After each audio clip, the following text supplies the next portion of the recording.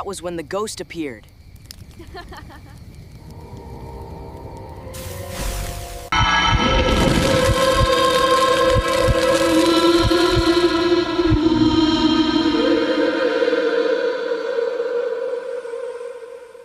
You leaning into the spooky vibes? Midnight, Monday. The Summer of Slime special is rolling fast now, ghosties. Tonight we're crossing into territory that every horror fan knows by heart.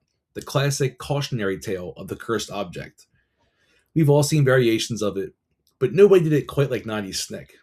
Submitted for the approval of the Midnight Society, and all the rest of you watching tonight. Let's break down Season 1, Episode 4, The Tale of the Twisted Claw. This story is brought to us by David, and it's a direct, brilliant homage to W. W. Jacobs' famous short story, The Monkey's Paw. Except instead of a monkey, we get a terrified, mummified vulture claw. Grab your lucky charms, because tonight, we're talking about why you should never, ever accept a gift from a neighborhood witch. Our story takes place on Mischief Night, the night right before Halloween.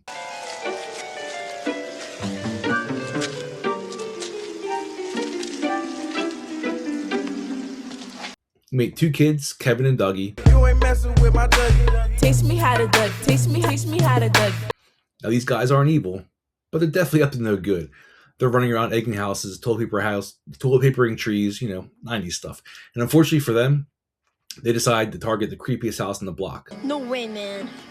Don't be a wuss. It's Mischief Night. Yeah, but let's go someplace else. What's the matter?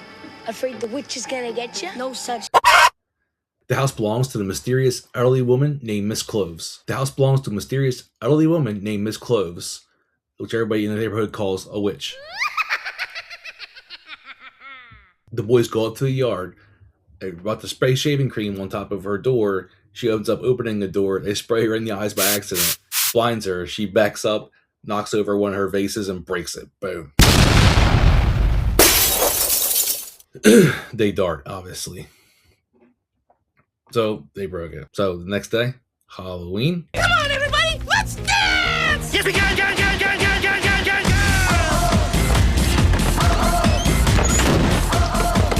So on Halloween, they decide to go to Miss Clove's house and trick or treat. They knock trick or treat. She's a little confused at first about it, but brings them in. I think she realizes who they are, obviously, right? And she gives them a special gift. So she goes to find it, comes back, opens the box up. It's a My name is Jeff. dried up looking piece of wood.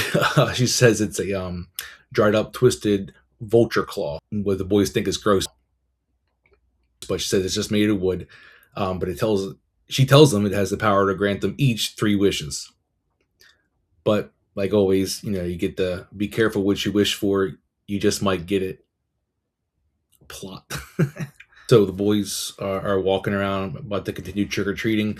One of them accidentally has the claw in their hand and wishes. Well, I wish we can go home and lose this stupid trick-or-treating. Whoa! So they walk a little bit further or whatever, and there's like these big bully kids. The scene's really, while I was watching it was really cool. It was like, you don't see that anymore. It looked like seniors picking on like 6th graders or something like that. It was ridiculous, unnecessary. Get some candy, boys. Candy's bad for you. Gives you cavities.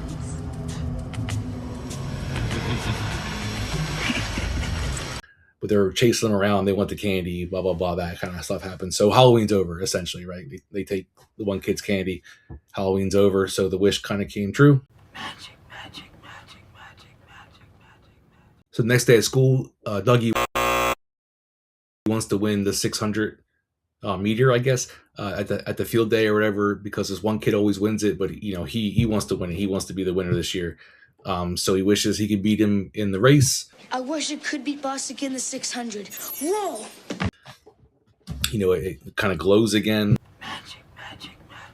Or it shakes or something. I don't remember what they said, but it's like they pick it back up, and then the race is happening.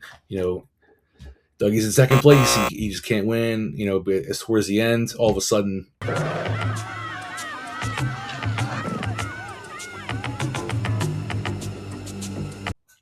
this black dog comes out of nowhere, runs across, And in my head, I couldn't remember. I was like, what's he do? Bite him? No. He just runs in front of him or whatever, kind of trips him. The boy falls, ends up, I guess, breaking his leg overall, but he falls. Dougie jumps over him, goes to the finish line, and wins. Yay, he won, but under ridiculous circumstances, right? So, of course, Dougie kept saying it was just an accident. That's how it happens, but Kevin knew better, right? So the wishes were coming true, but they always attached to tragedy or an accident. Later that day, Dougie's like showing off his medal, like, you know, I won. Kevin still thinks they should, everything's always bad happening with this, and we should just stop. You know, tell his folks what happened and apologize and everything like that. And Dougie grabs it and says, I wish you'd just lose your folks. Ah! phone rings. Police lieutenant was like, you know, Kevin, your parents have got in a car accident. They're gonna have stuff, blah blah blah. So at that point, like, the boys are panicking a little bit. You know, they don't know what to do. But Kevin knows it's evil, whatever they wish for. So they kind of, you know, need to be careful, or whatever. But while he's holding it, he accidentally says, No! Every time we make a wish, something bad happens. Then do something! I wish Grant's were here. He'd know what to do. Ah! This is a couple times he's mentioned this, so it's kind of like foreshadowing, which was pretty cool. What he was going to do. So then he wishes for his Gramps to be there, but Dougie mentions, yeah, he's dead. So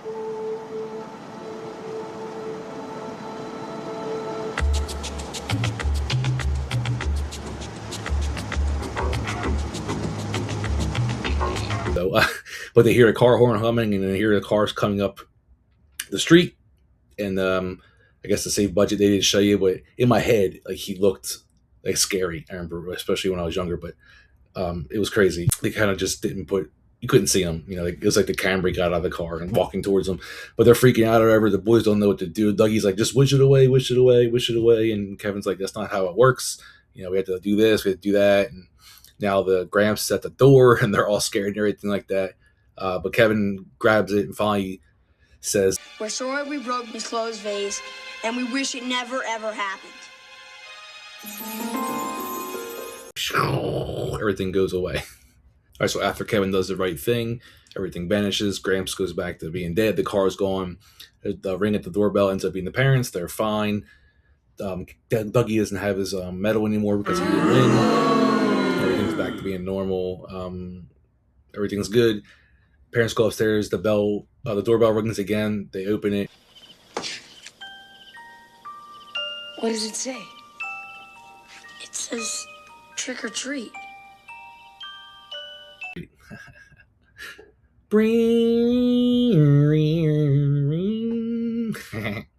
Peter. So, how does the Tale of Twisted Claw hold up? It's an 8.5 out of 10 for me. It's a perfect introductory horror story for kids. It teaches a classic moral, and it has fantastic tension. Genuinely heavy stuff for a Saturday night block on Nickelodeon. It's going to wrap up episode 4. The claw is gone and the timeline is restored. And the Summer of Slime special is moving full steam ahead. Make sure you're careful what you wish for this week, ghosties. Next Monday at midnight, we're hitting episode 5. We're trading cursed objects for a creepy old forest, a mysterious group of hounds, and a legend about a terrifying, ghostly hunter.